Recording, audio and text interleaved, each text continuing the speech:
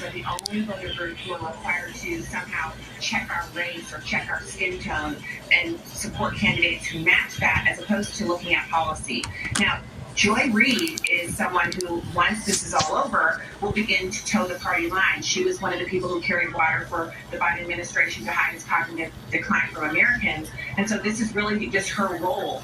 We don't know how she truly feels. When she's on the hot mic, she doesn't love Biden so much, but right now she's loving on Harris and telling us what to do. I prefer to look at policy. Kamala Harris supports the Green New Deal. She supports DEI. She supports an open southern border. She bailed criminals out of prison who went on to rape and murder other people through that huge fund, I think $65 million, Lauren. So when we're talking about who she is and what she's doing, that's the conversation I want to have. The fact that she's black and a woman, or Indian and a woman, those are irrelevant to me because policy trumps those things all day. I prefer to think with my mind, not my skin tone.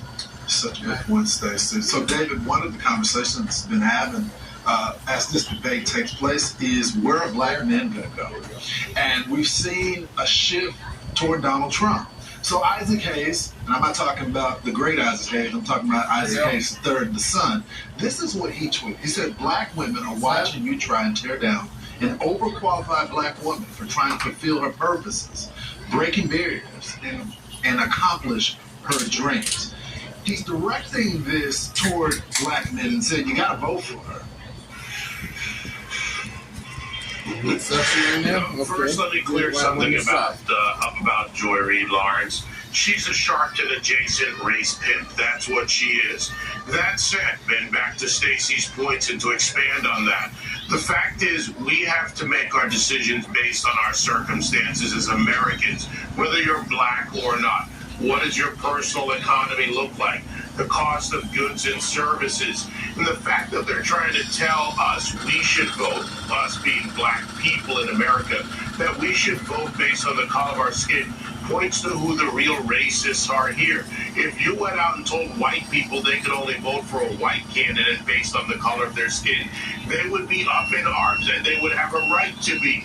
The fact is, we have to look at our circumstances. Kamala Harris did all the things that most people shouldn't do in life. She failed upwards. Attorney General, non-distinct senator, non-effective, frankly, a non-working vice president, someone who has failed Americans in every task she has been given. And people have paid the price and continue to pay the price for that. And Isaac Hayes, I don't know, I got to tell you, he's got a lot of songs that would tell you otherwise, because he wasn't for standing up for who you were told to follow.